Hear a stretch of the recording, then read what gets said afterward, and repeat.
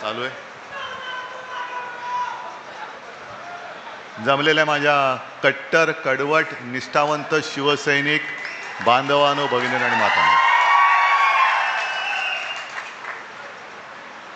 मी आज सकाळपासून शिवसैनिकांना भेटतोय, कारण अनेक जणांना असं वाटतंय, तुम्ही खाली बसा ना, कॅमेरा ऑन ठेवा आणि तुम्ही खाली बसा.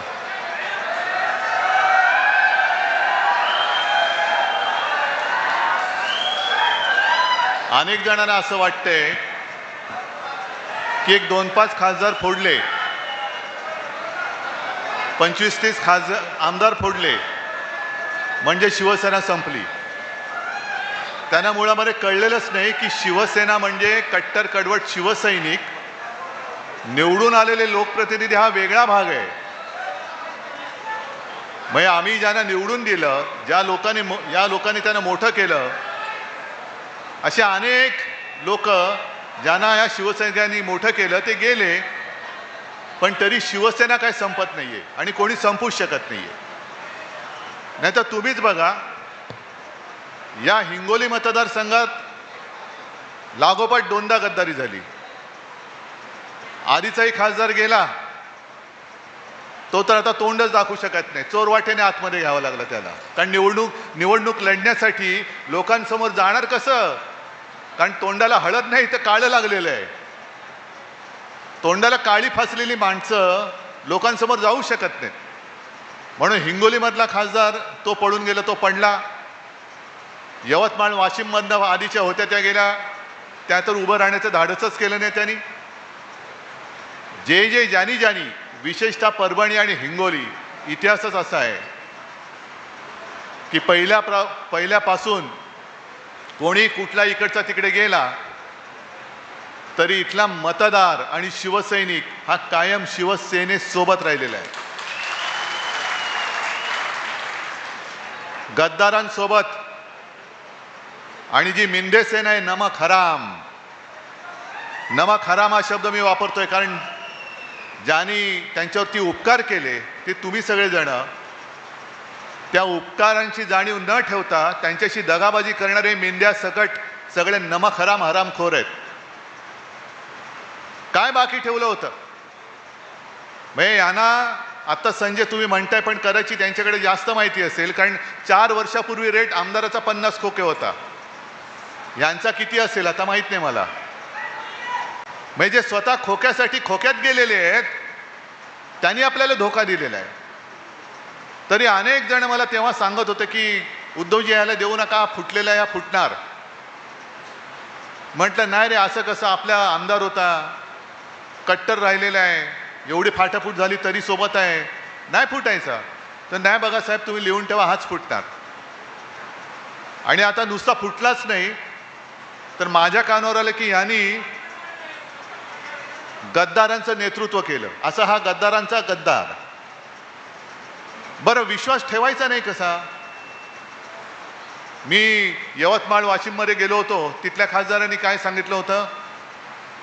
जेव्हा मी 1-2 आठवड्यापूर्वी खासदारांची बैठक बोलवली होती घरी, तेव्हा 3 खासदार होते लोकसभेचे, आपले अनिल देसाई, अरविंद सावंत आणि आपले संजय राऊत. बाकीचे सगळे ऑनलाईन हल्ली ती एक सोय झालेली आहे, व्हिडिओ कॉन्फरन्स. त्याच्यामध्ये यवतमाळचे खासदार होते, त्यांनी मला आदल्या दिवशी फोन केला. मला म्हणाले, उद्धवजी काय करू? म्हटलं काय करायचं, यायचं आहे ना? नाही म्हणे, माझ्या मुलीला बघायला पाहुणे येणार आहेत, सोयरीक जुळवायचे. मग काय करू? आता असं कारण सांगलं, तुम्ही काय सांगाल? या म्हणून सांगाल? नाही, सोयरीक सोडून द्या, या. आता मला काय माहित, मुलीच्या ऐवजी ह्यांची सोयरीक जुळवत होते. ह्यांचा भाव ठरत होता किती खोके. आणि काय म्हणत होते, आम्ही सगळे साहेब तुमच्या सोबत आहोत. इथला तर एवढा हरामखोर, पोराला तिकीट घेतलं आणि मला सांगितलं, साहेब याला अपक्ष उभा करतो. म्हटलं अपक्ष, मग महाविकास आघाडी कशी मतं देणार? नाही साहेब, आपलाच पोरगा आहे ना, कुठे जाणार? चला, ठेवला विश्वास. बरं, एवढं करून थांबला नाही. उद्या मतदान आहे, आदल्या दिवशी नालायक फोन करून मला सांगतो की उद्धवजी जरा या एक दोघांना तुम्ही फोन केलं तर आपल्याला मतं मिळतील. म्हटलं बरं, ते पण केलं. आणि मग ज्योतिबाला विचारतोय, आपल्या इथल्या जिल्हा प्रमुखाला विचारतोय, तर साहेब कालपासून हा गायबच आहे.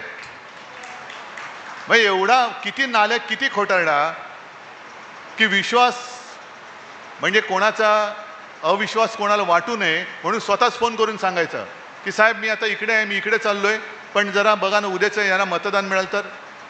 मग एवढा नालायकपणा ज्याच्या रक्तामध्ये भिनलेला आहे, एवढी गद्दारी ज्याच्या रक्तात भिनलेली, मला तर लाज वाटते की अशी गद्दार माणसं, ही माझी चूक आहे म्हणून मी तुमची माफी मागतो की मी हे बुजगावणं उभं केलं होतं.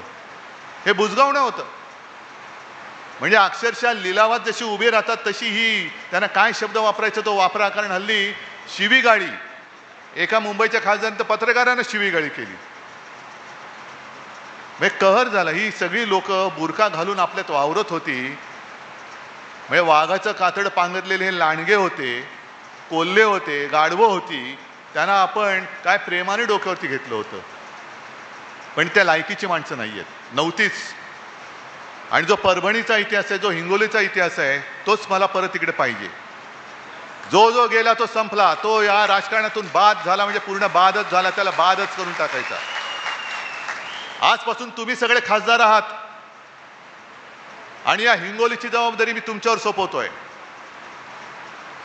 विकास निधी म्हणजे कसला, ती एक लगेच हल्ली काय झाले, ह्या मोबाईलवरनं एवढं काही जग जवळ पण आलंय आणि सगळ्यांच्या अडचणी पण वाढल्यात. नको ते वेळेला नको ते फोटो, नको ते रील सगळीकडे जातात. तसं यांचं एक रील फिरतंय, विमानात बसलेले आहेत. कुठून आणला हा पैसा? चार्टर्ड विमान. तुम्ही दारानो कधीतरी विमानतळ तरी पाहिलंय का? माझा शेतकरी जो त्याला म्हणजे मराठवाड्यातला शेतकरी लातूरचाच, ज्याच्याकडे बैल नाही, पत्नीला नांगराला जोडून तो शेती करतोय आणि हे विकास करायला नालायक लोक तिकडे जात आहेत. का? ते शेतकऱ्याचा पहिला विकास कर. म्हणजे नांगराला बैल नाहीये, सगळं गहाण टाकलेलं आहे, शेत जमीन गहाण टाकलेली आहे. खतं खरेदी करायला पैसे नाही, बियाणं करायला पैसे नाही आहेत. मोदी बाबांचं ठीक आहे, मोदी बाबा सांगतात खतं वापरू नका, सोनं खरेदी करू नका. अरे सोनं खरेदी करण्याची ताकदच तुम्ही ठेवलेली नाहीये माझ्या या देशातल्या नागरिकांची. कसं करणार सोनं खरेदी? पण सोनं खरेदी करू नका, आमदार खासदार खरेदी करा. आमदार खासदारांचा भाव सोन्यापेक्षा स्वस्त झाला की काय? काय गळ्यात घालून फिरताय आमदार खासदारांना? किती नालायकपणे, किती कहर करायचा. एक तर स्वतःच्या हिमतीवरती खासदार निवडून आणता आलेले नव्हते. हे म्हणे आता बोंबलत फिरतायत, उद्धव ठाकरे फिरत नाही. मी आलो नव्हतो तुमच्या गावात, तिकडे जिथून जिथून लोक आलेत, तुमच्या प्रत्येकाच्या विधानसभा मतदारसंघात मी आलो होतो की नव्हतो? मग मी जर का असं बोललो गर्वाने, मी आलो नसतो, मी फिरलो नसतो, तर या बुजगावण्याला खासदार केला असतात तुम्ही? एक तर पक्ष चोरलेलं, चिन्ह चोरलेलं, नवीन चिन्ह घेऊन आपण लोकांसमोर गेलो. तुम्ही सगळ्यांनी अक्षरशः दिवस रात्र एक करून ना कुटुंबाकडे पाहिलं, ना तुमच्या प्रकृतीकडे पाहिलं, रक्ताचं पाणी केलं, रक्त आटवलं, समोरून पैशाचा धबधबा कोसळत होता. काय तुम्हाला पैशाच्या ऑफर आल्या नव्हत्या? कशाला काम करतो, गप्प बस, तुला एवढे पैसे देतो. अनेक शिवसैनिकांना आल्या, पण शिवसैनिकांनी त्या हरामाच्या पैशाला लाथ मारली आणि हातात भगवा धरलेला शिवसैनिक हा निष्ठेने त्याच्यासमोर उभा राहिला. निष्ठेने उभा राहिला.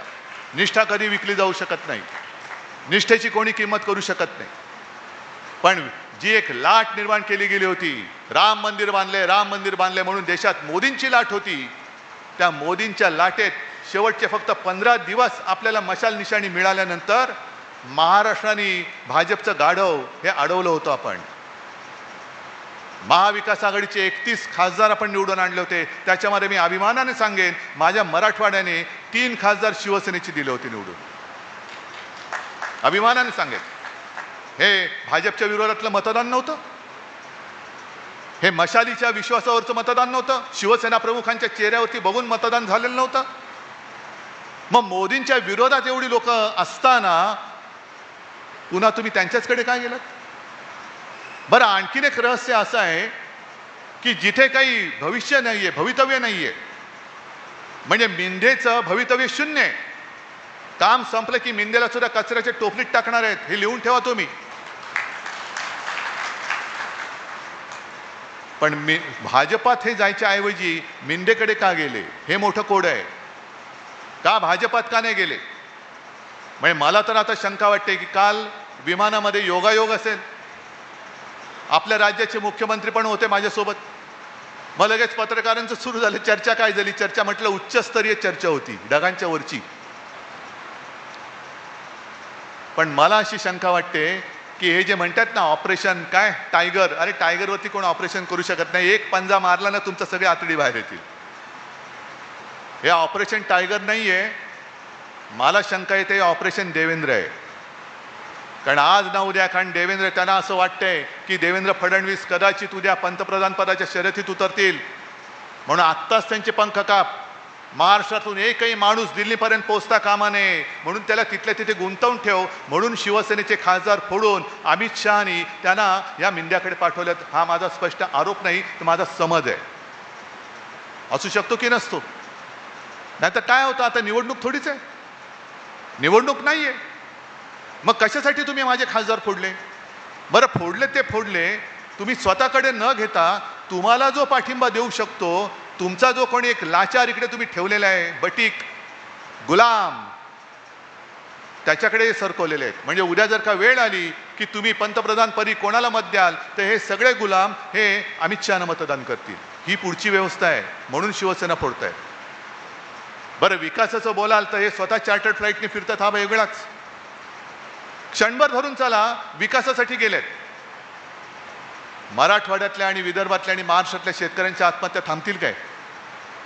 विकासासाठी गेल्यानंतर माझ्या शेतकऱ्यांची पूर्ण कर्जमुक्ती होईल काय?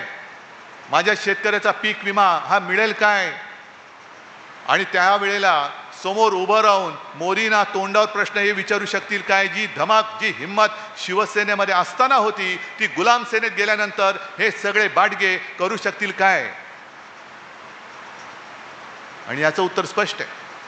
शिवसेनेचं अस्तित्व हे आमदार खासदारांवरती नाही आहे. शिवसेनेचं अस्तित्व हे जनतेवरती आणि शिवसैनिकांवरती अवलंबून आहे. आता सुद्धा माझ्याकडे, मी सरकारमध्ये नाही आहे, तरी पण एक शिष्टमंडळ भेटलं आणि एक आता यांनी समोरून एक निवेदन दिलं, शक्तीपीठ महामार्ग रद्द करा. कोण आहे मी? काय करू शकतो? माझे तर खासदार पण फोडलेत. इथला जो खासदार होता त्याला विचारा, नालायका तू कधीतरी आमच्या बाजूनी कधी बोललास तिकडे? आता बोलू शकतोस? जाऊ शकतोस तिकडे की नाही? या शक्तीपीठ महामार्गामध्ये माझ्या शेतकऱ्यांचं संपूर्ण राख रांगोळी होते, कुटुंबाच्या कुटुंब उद्ध्वस्त होत आहेत, त्यासाठी सुद्धा लोकांच्या आत्महत्या झालेल्या आहेत. हा शक्तीपीठ महामार्ग होऊ देऊ नका हे सांगण्याचं धैर्य हे विकासवाले करू शकतील काय? मग जबाबदारी आपलीच येणार आहे. कारण विकास त्यांचा होणार, खोके त्यांना मिळालेत. रस्त्यावरती कोण? तुम्ही आणि आम्ही. जसं मी तुमची माफी मागायला आलो तसंच तुम्हाला मी विश्वास द्यायला आलेलो आहे. खासदार फुटला फुटू द्या, पुन्हा आपण नवीन खासदार आणू, आपल्या हक्काचा आणू, नव्याने आमदार आणू. पण तुमच्या न्याय हक्काचे आणि जीवन मरणाचे जे प्रश्न आहेत ते सोडवण्यासाठी हा उद्धव बाळासाहेब ठाकरे तुमच्या खांद्याला खांदा लावून, आमदार खासदार कोणी सोबत नसला तरी मी तुमच्या सोबत उभा राहिल्याशिवाय राहणार नाही. कारण माझी बांधिलकी ही सत्तेशी नाहीये, माझी बांधिलकी त्या फुटीरांशी नाहीये, माझी बांधिलकी तुमच्याशी आहे. तुमच्यामुळे हे आमदार खासदार दिल्ली आणि विधिमंडळ बघू शकतात, नाहीतर किंमत त्यांची काय होती. पण हा एक नवीन धंदा झालेला आहे. एक तर काय करतात हल्ली, समोरून कोण उभा राहिला महायुतीचा की त्याच्या विरुद्ध उभं राहायचं. साहेब 100% येतो आणि मग साठवलोटा असं करायचं की बरोबर शेवटच्या दिवशी अर्ज मागे घेऊन पसारवायचं. पैसे घेतात आणि पसारवतात, म्हणजे बिनविरोध निवडणूक होते. आणि दुसरं हे असं, जर यांना आपण उमेदवारी दिली नसती, आपण यांना खासदार केलं नसतं, तर काय यांचं कुत्रं तरी यांच्या दारात विचारायला आलं असतं, तंगडवर करायला आलं असतं यांच्या घरी. पण निवडून यायचं, शिवसेनेशी आम्ही प्रतारणा करणार नाही. म्हणजे त्या तिथल्या यवतमाळच्या गद्दारीने तर मला तो एक व्हिडिओ पाठवला कोणीतरी. 82 वर्षाच्या आईने त्यावेळेला त्याने सांगितलं होतं की तू ठाकरेंकडे जा, त्यांच्यासोबत राहा. मग आता काय आईला वाटत असेल? तसंच ह्या इथल्या गद्दारांनी सुद्धा जो विश्वासघात आपल्याशी केलेला आहे, विश्वासघात केला तो केला, पण परत पोराला पुढे सरकवत होते. म्हणजे हे विशेष. आम्ही केली तर घराणेशाही. उद्धव ठाकरे मुख्यमंत्री झाले, आदित्य ठाकरे मंत्री झाले, बघा घराणेशाही. अरे पण तू लेका, तू खासदार, तुझं कार्ट आमदार करायचंय, इकडे हा उपमुख्यमंत्री बसलाय, त्याचं कार्ट तिकडे दिल्लीमध्ये मंत्रिपदासाठी सगळी फोडाफोडी करते. ही घराणेशाही नाहीये. आम्ही करू ती घराणेशाही आणि तुमचं काय? बेईमानी रक्ताची अवलाद ही त्यांची पोरं बाळ जर का सगळं भोगत असतील तर ती घराणेशाही होत नाही. बरं कशासाठी तुम्ही गेलात तिकडे? आता संजय राऊत यांनी जो विषय घेतला तो आपल्याला राज्यभर करायचा आहे, करणार, नक्की करणार. कारण राम मंदिर हा आपल्या केवळ महाराष्ट्राच्याच नव्हे तर तमाम जगातल्या तमाम हिंदूंच्या जीवाभावाचा प्रश्न आहे. जर अडवाणीजींनी रथयात्रा काढली नसती आणि हिंदुत्व जे शिवसेना प्रमुखांनी पुन्हा एकदा वरच्या पातळीवरती आणलं होतं, या देशातली 1987 सालची पार्लेची पहिली पोटनिवडणूक अशी होती जी हिंदुत्वाच्या मुद्द्यावरती जिंकली गेली. आणि मग तेव्हापासून सगळ्यांच्या लक्षात आलं, अरे हिंदू वोट बँकेवरती निवडणूक जिंकू शकतो. मग भाजप सोबत आला, मग अडवाणीने रथयात्रा काढली, मग मंडल कमंडल झालं, बाबरी पाडली गेली. त्यावेळेला आपल्याकडनं मराठवाड्यात सुद्धा आणि महाराष्ट्रातनं अनेक शिवसैनिक तिकडे गेले होते. पण बाबरी पडली रे पडली. पाडल्यानंतर सगळे भाजपवाले दोन पायात शेपूट घालून बिळात लपून बसले होते. आम्ही नाही, आम्ही नाही, आम्ही नाही, आम्ही नाही, आम्ही नाही, आम्ही नाही. आणि कोर्टाने निर्णय देऊन राम मंदिर झाल्यानंतर काय छाती काढून पुढे आले, शंकराचार्य नको, हा नको, तो नको, फक्त मीच, जणू काय मीच सगळं केलं आणि मीच राम मंदिर उभं केलं. मग आता राम मंदिराची जी काही लूट चालले, मंदिर वही बनाएंगे, कशासाठी? लूटने के लिए. ही गद्दारी जी झालेली आहे आणि गद्दार गट, गद्दार सेना जी आहे, जी त्यांची गुलाम झालेली आहे, ते राम मंदिराच्या प्रश्नाबद्दल, राम मंदिराच्या लुटीबद्दल प्रश्न विचारू शकतील काय? आपण करणार आहोत, राज्यभर आंदोलन करणार आहोत.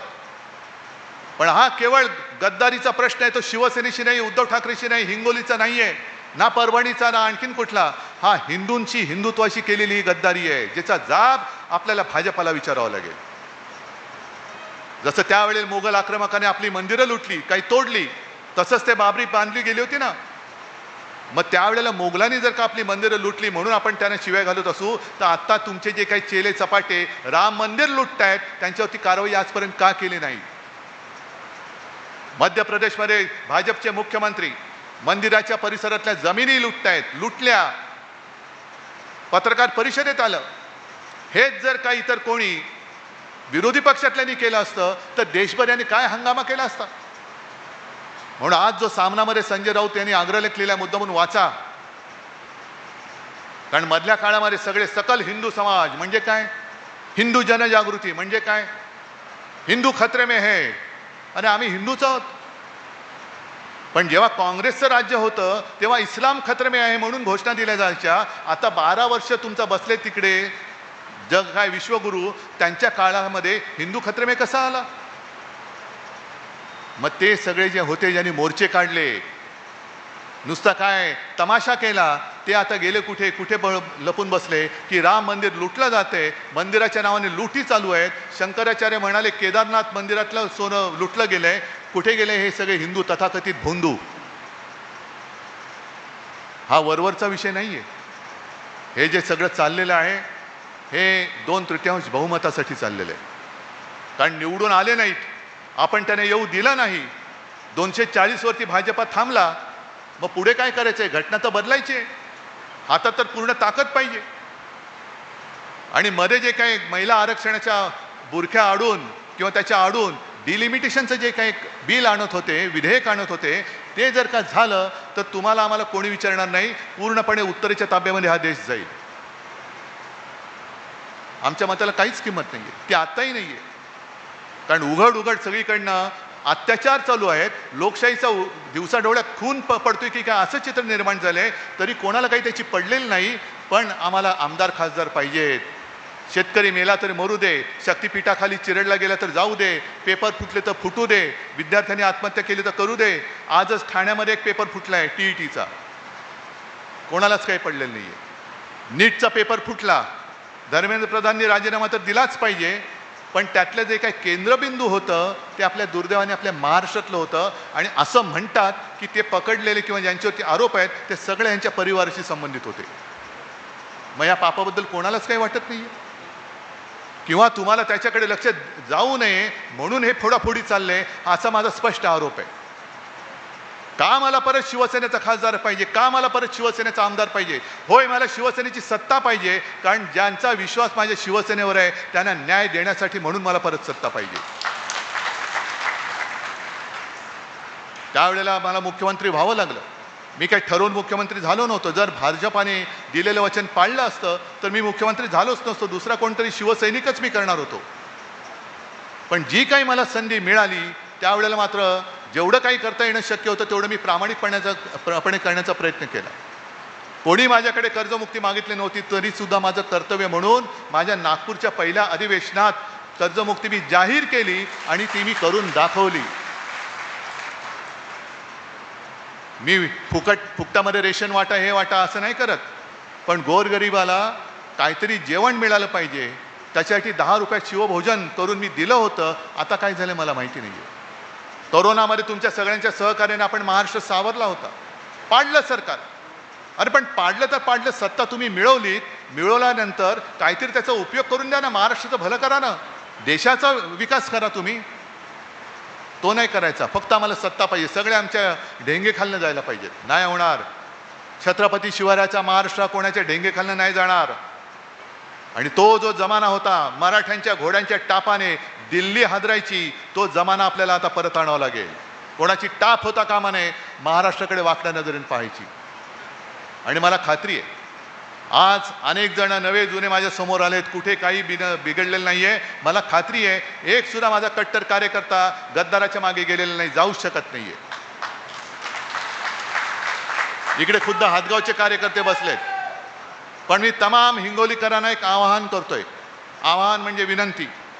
जे कोणी या नालायकामुळे नाराज होऊन घरी बसले असतील, जे कोणी या नालायकामुळे नाराज होऊन दुसरीकडे गेले असतील, या परत या सगळ्यांनी परत या. कारण ह्याला काय होतं, ह्याच्याकडे मी दिलं होतं सूत्र, बन तू खासदार. मग अडचण त्याला होऊ नये म्हणून मग ते साहेब हा नको, साहेब तो नको, मग हातगावमध्ये हा नको, झालं. मग एक तर वाटोळं करायचं तेवढं करून ठेवण्याचा प्रयत्न केलाच आणि स्वतःही गेला. तर जे जे कोणी त्याच्यावरती नाराज होऊन गेले असतील, या बाबांनो शिवसेना आपली आहे. आज मी सगळ्यांना साथ घालतोय. या गद्दारांमुळे जे जे कोणी गेले होते त्या सगळ्यांनी परत यावं. या सूत्राने या गद्दाराला गाडा परत. आणि तुम्ही सगळे समर्थ आहात. तुम्हाला सगळ्यांना निष्ठेचं पाणी गद्दारांना कसं पाजायचं हे पक्क कळलेलं आहे. अनेक जण आले आणि अनेक जण गेले, पण हिंगोलीवरचा भगवा तुम्ही कधी उतरू दिला नाही. म्हणून मी तुम्हाला खरंच साष्टांग दंडवत घालतोय. आणि निष्ठा हा जो तुमचा जोश आहे, हा उत्साह आहे, खरं म्हटलं तर दुसरा कोणताही पक्ष असता तर खासदार फुटल्यानंतर घराच्या बाहेरच नसता पडला. पण मी जास्त नाही, मी त्यातला नाहीये. मी त्यातला नाहीये आणि तुम्ही पण त्यातले नाही आहात. म्हणजे अनेकांनी आजचा कार्यक्रम बघून तोंडात बोटं घातली असतील, किती बोटं त्यांची जात असतील तेवढी सगळी घातली असतील की हे शिवसेना आहे तरी काय, कितीदा फोडायची, फुटून सुद्धा संपत नाहीये. पण शिवसेना अशी संपणारी नाही. जो फोडायचा प्रयत्न करेल त्याला फोडून संपवल्याशिवाय शिवसेना पुढे जाणार नाही. आणि ती शिवसेना पुढे नेण्याची जबाबदारी मी तुमच्यावर सोपवतो आणि आपली रजा घेतो. जय हिंद, जय महाराष्ट्र.